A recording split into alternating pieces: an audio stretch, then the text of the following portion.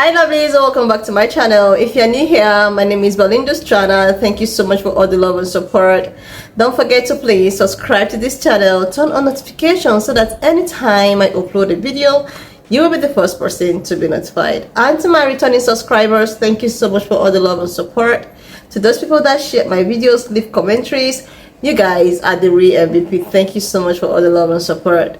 Alright lovelies, let's dive in today's video. So lovelies, I came across this video on my For You page on TikTok, which is actually trending all over the media, where Jane Elliott was seen using the N-words. Like, there is a video actually circulating. Guys, I'm just gonna roll the clip as well as some of the stitches I was able to put together. We all know who Jane Elliott is and how an activist she is against rape and sex and all of that.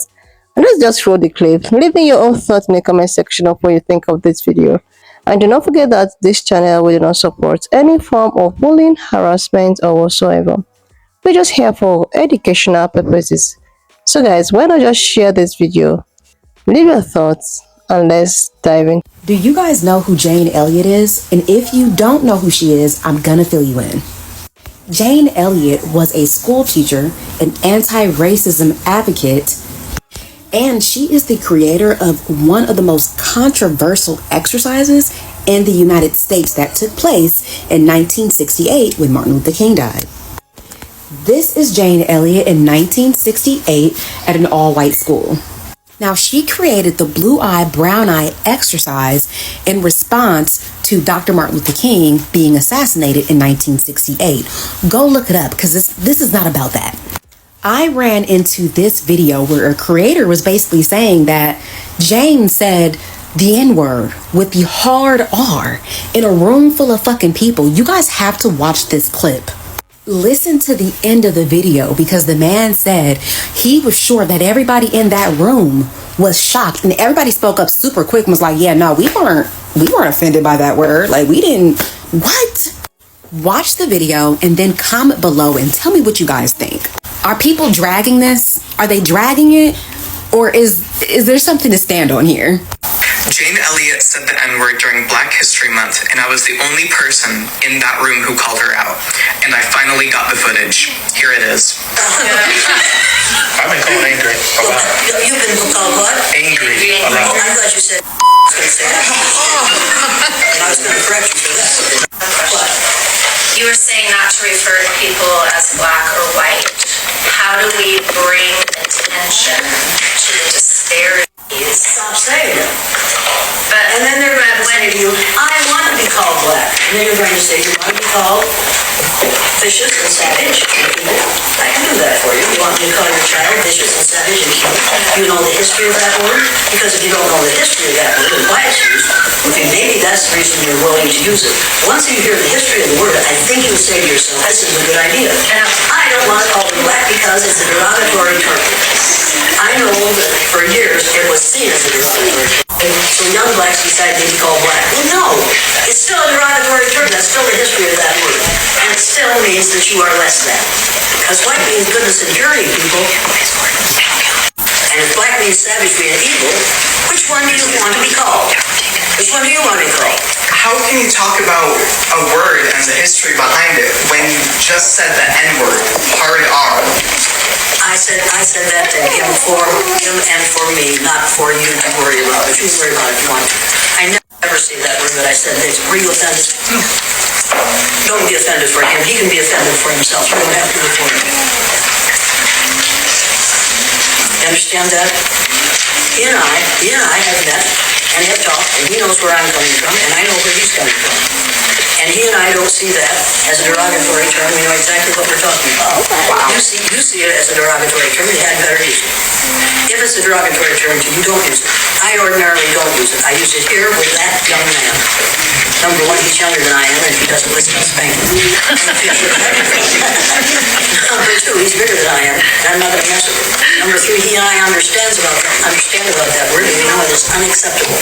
Now, if the only thing you have heard, and all the things I've been saying here, is the word NIGGPR, that means you're reacting negatively to that and thinking about that instead of thinking about all the rest of what I've said. All these people were listening, Yeah. and you were feeling bad about the N-word.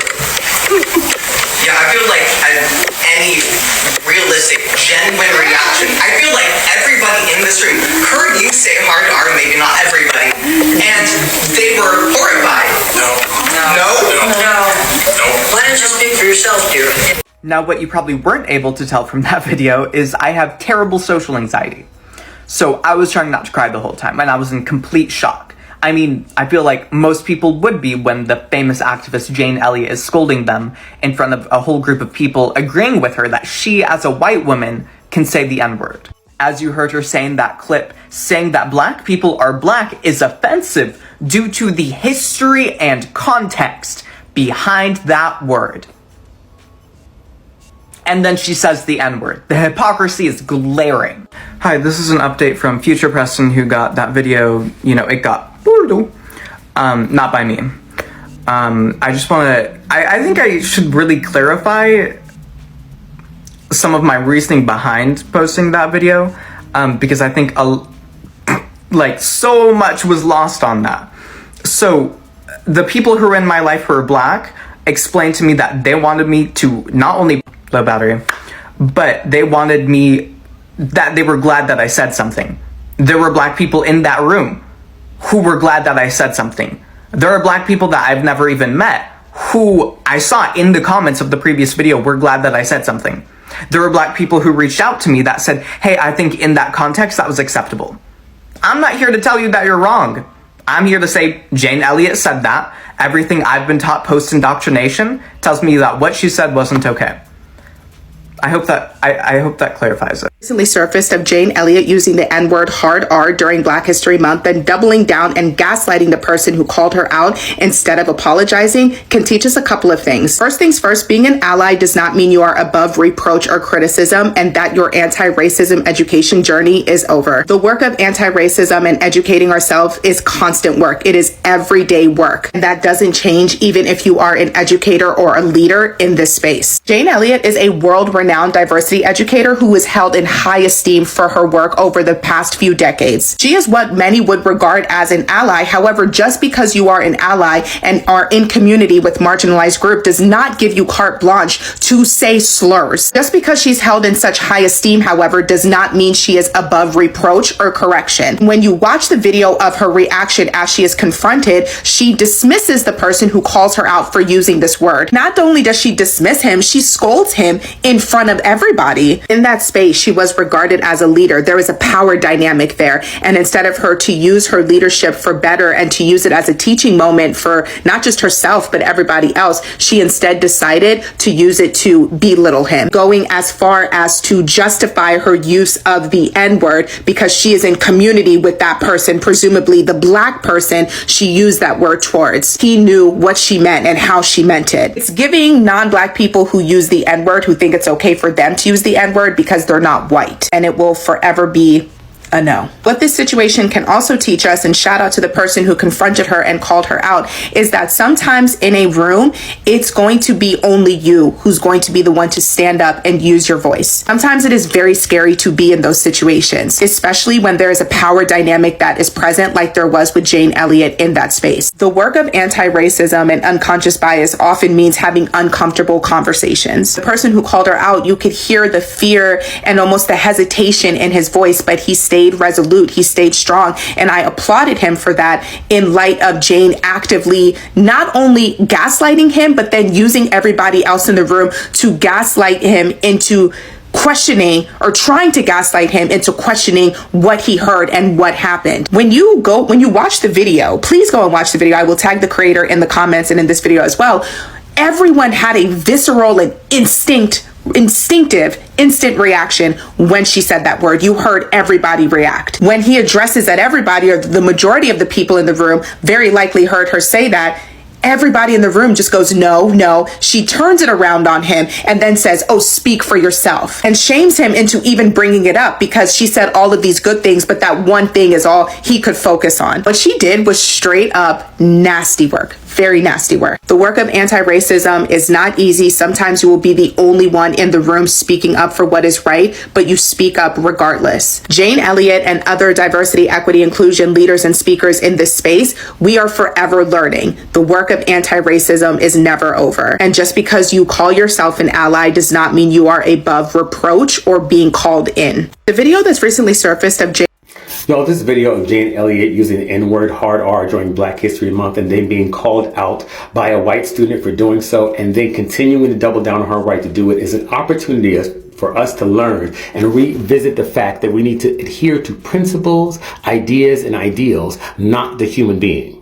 No one, as another creator on this platform said, no one is above reproach. That includes me, that includes you, that includes Beyonce, that includes Taylor Swift, that includes Barack Obama, that includes any politician, any religious leader, any teacher, any parent, any family member.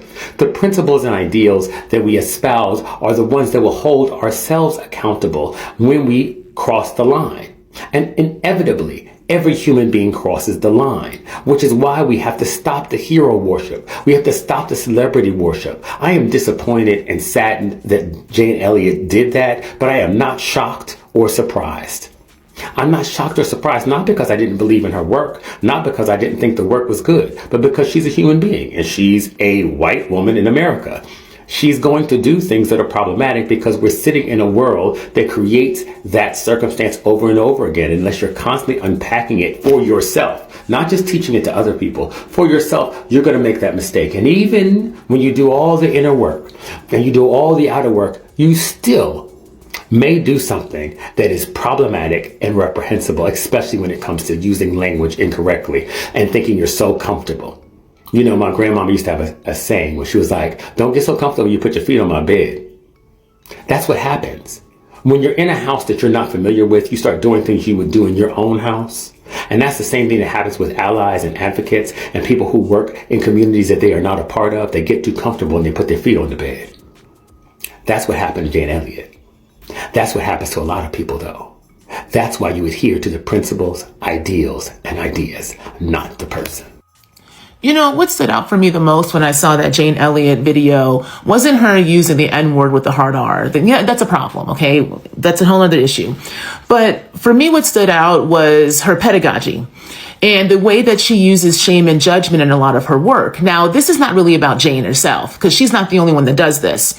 And I'll be quite frank, a lot of the kind of popular DEI, anti-racist, anti-oppressive educators that kind of go viral, that have the platforms that they do, that are able to move in spaces and be a quote-unquote authority, do so because they can go viral, or they have these kind of moments that are deploying judgment, shame, and guilt in one way, shape, or form in the space. But that is what people are expecting and are used to, because we live in a system, y'all. This is what racial capitalism is through a Christian white patriarchal ideology, is we live in a system that teaches us how to be disciplined through judgment, shame, and guilt. So when those emotions are deployed within spaces that are trying to push back against oppressive systems, there's a familiarity there that needs to be made strange. And it is not just within these structures, okay? As I'm not picking on DEI and anti-racism work. Listen to what I am saying. I am saying that as in another space, we see the replication of the current power structure. And because this current power structure is so good at reproducing and infecting any space it's in, because it is not loyal, it does not care what vessel it uses, it just wants to ensure that its dominance in one way, shape, or form is replicated over space and time. When we are in these spaces that say we want to dream of different ways of being by understanding the systems that are keeping us confined, we have to be very clear about not allowing those spirits in. So judgment, shame, and guilt must be examined, but they cannot be invited at the table. Now, when I say that, that does not mean I'm saying coddle people. Because at the end of the day, what all of this is about is us not being able to have an honest conversation with ourselves and one another about how we think we are comfortable in these oppressive capitalistic systems, and in reality, we are not. So when I'm working with people, right, I don't need judgment and shame in the space. I needed to sit at the side, because that is getting in the way of us really having a mirror and facing the ways that we are attached and beholden to these spaces that don't give a shit about us, but it is the only thing we know.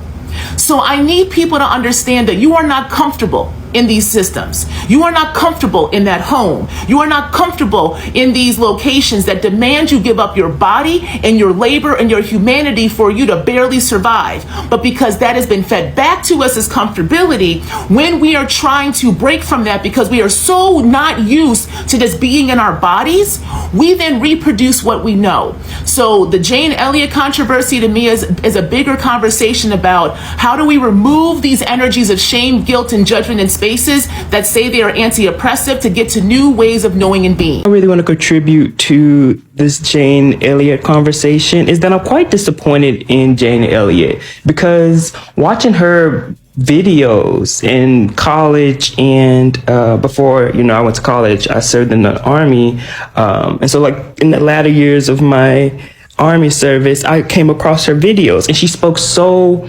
profoundly to me, and when it came to addressing racism in white spaces. And to some degree, I actually like her teaching, because so often when it comes to conversations about race, white people like to keep it cute and keep it comfortable. And so I appreciated that she would push the boundaries of where white comfort was and encourage them to step out of that comfort zone and actually take in the reality of this country. Secondly, what I like to say is that she openly talked about how, Martin Luther King and what he meant to her. And, when he died, they kind of like started her blue-eyed and green-eyed challenge. And I think the lesson that could be taken from this entire situation is that white people are not exempt to racism, right? Because a lot of white people think that there's a point that they can reach to where they no longer have to fear of being racist, right? And I feel that Jane Elliott thought that because she spent so much of her life trying to educate racism and do what she's done, she felt exempt to being called racist. And the last thing I'll say, and I don't know another way to say this in a gentler way, but this goes to show that people, once they reach a certain age, need to retire, right? Jane Elliott should have been retired and went on to go do what she needs to do in her life. But because she's chosen to try and stay within this generational time thing, she at the end of the day ruined all of the work she spent so hard doing. She's having the same issue that a lot of our government officials are having, a lot of American citizens who are driving and getting wrecks with the elderly. I feel that more and more we're coming to grips with this idea that at some point the elderly just need to retire and go live their life. But because of our capitalistic society, they can't retire. That all of the hard work they put in to make their social security is being taken away. So in a roundabout way, we're stuck with these elderly people that are spewing and get stuck in this vortex of not hypocrisy, of just being stagnant and refusing to take accountability and consistently learn and adapt to the changes happening around them. So do I feel bad that Jane Elliott is being taken to task about her remarks? Absolutely not.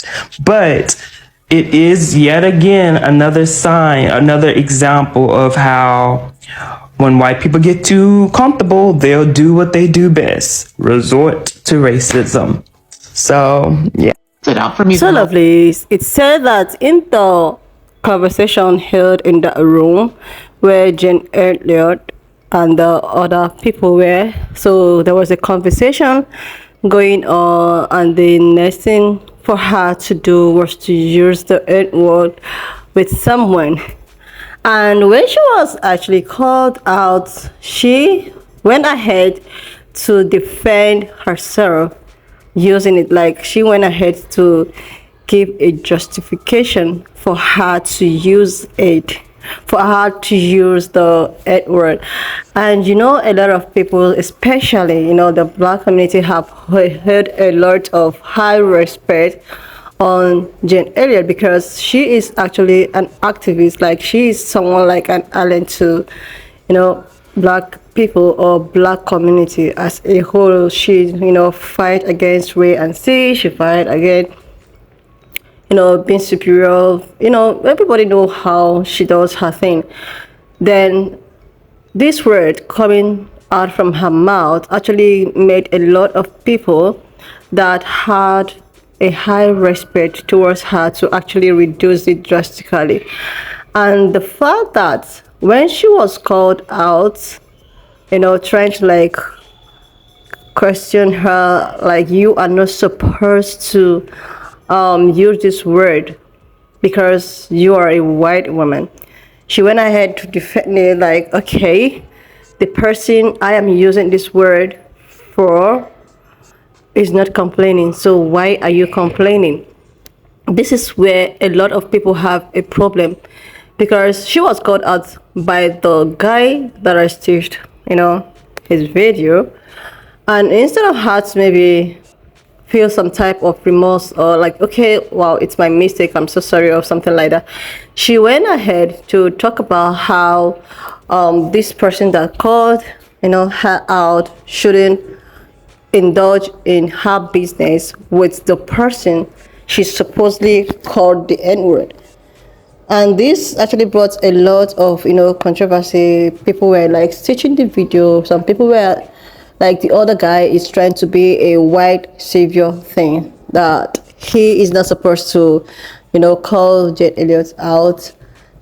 He is supposed to like face himself, or try to, like, he's just trying to be a white savior. Like, oh my god, have you guys seen what your almighty activist does? Like, how this white savior of things too.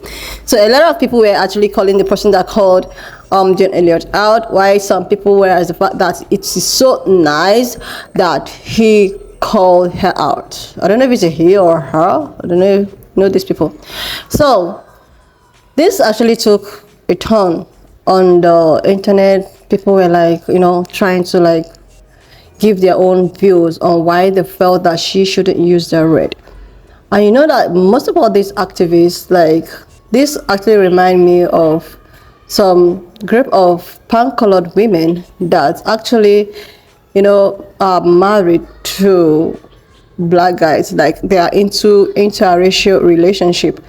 A lot of them feel that because they are married to this particular set of people, or they are married to the black guys, that they are entitled to use the word.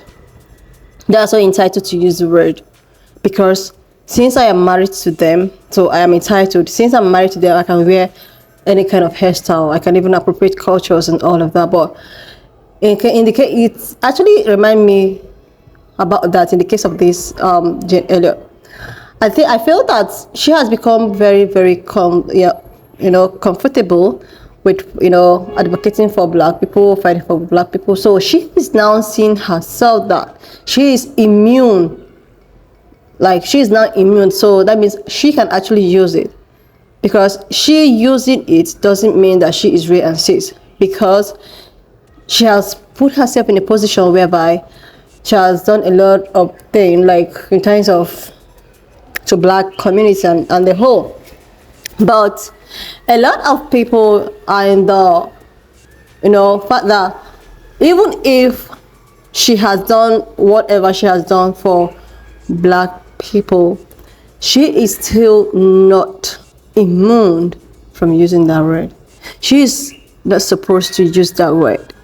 And another thing that actually got my interest was the fact that when she was called out in that room, the way she handled it, making the other people to feel some kind of insecure or some kind of like shivering and all of that, as if they are not supposed to, like, everybody knows that she's not supposed to use it. But the fact that she has used it and tried to defend the fact that to try to give the reason why that she felt that she can use it, she even went ahead to cancel the guy that was trying to call her out, who happens to be a white savior that people are actually dragging as well. She called the guy and told the guy to mind his business. That the person in which she's using this word on is not complaining. That he should actually face his business. Then this brought me to some kind of so you did something bad, and because you feel that, okay, I'm so immune to do whatever I want to do, you are not supposed to question me because I have the right to do whatever I want to do. Good. We are not disputing the fact that you have actually contributed a lot in the society and all of that. We still respect you regardless, but that does not really mean that you are immune to use such word. Yeah, some black people will still find it, racially. They'll still find it annoying and all of that. They'll still find it a racial word, right? Because I saw some stage where some people were like, okay, she doesn't mean it that way. But myself, personally, in my own opinion, the way at which she was not even supposed to use it at first, but let's just assume that she has become so comfortable in using it. She has become so comfortable using it because she's been an activist for like half of her life. She's been working towards trying to make everyone equal and all of that. But the fact that when she was called out immediately, she was supposed to oh yeah, my bad, I'm so sorry about it and all of that. But she went ahead to start arguing, to start defending the fact that you should mind your business. You shouldn't correct me when I want to use what I want to use. Which, it's actually, brought me to some kind of, okay, so you feel now like there's nothing that will make you change the way you are. You are a pan-colored woman. You are a pan-colored woman. And no matter what you do, you are not going to change. You're not going to be a black person. So black people are the fact that pan-colored people should use a racial slur on them. No matter who you are, no matter if you're whatever you think you are, you shouldn't use it. You shouldn't use it because it's kind of way. Some people will find it annoying, provoking, while some people might just allow it to lay low. So when I saw this video, I'm number one fan of Jane Elliott because of so many things that she talked about. Sometimes, how she tell mostly about the history thing, about how she's an open book. I know that she is a colored woman. Sometimes I just listen to whatever she has to say, but this one in particular is something that I don't even know where to fix it. A lot of people were at the fact that this guy shouldn't have called her out because maybe the guy is doing that to want to feel so important, like, oh my god, I am a savior, I want to come save you guys, look at the people or look at the person you guys are trusting. But there's one thing about these pan-colored people that's actually make a lot of people of my own type not to trust them. Even if they give them the opportunity to okay, I want to trust you, you are here to fight for us, fight for reparations and all of that, you are here to use your voice in our own interest, okay, we want to help you or we want to support you, trust you. There is one thing that will still make you to feel otherwise. There was just something that will actually make you to question yourself if it is right for me to actually trust this person. This have to do with a lot of activists, a lot of pan-colored women that is into this activist stuff. A lot of them will come out, oh my god, we're supporting we want to be aligned with black people, blah blah blah. But when it's time for the main thing to be done, when it's time for you to use your voice as someone that is of privilege to actually do something for these people, that is when you will not see all these activists. You won't see them anymore. You won't see them and their shenanigans and their oh my goodness and all of that. You won't see them. But when these These black people must have fought their way out, must have tried one way or the other to, you know, find their way out. And they see that, okay, everything is getting to clarity. That's when you see them coming out to become an activist again.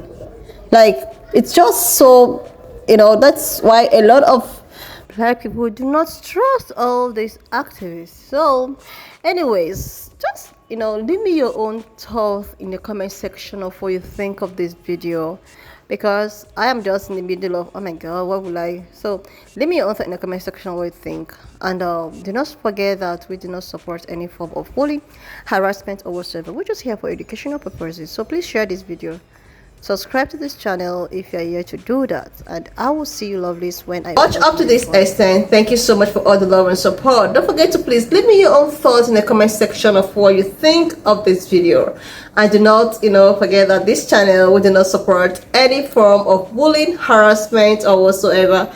We are just here for educational purposes. So please do share this video, subscribe to this channel if you're here to do that, and I will see you lovelies when I upload the next one.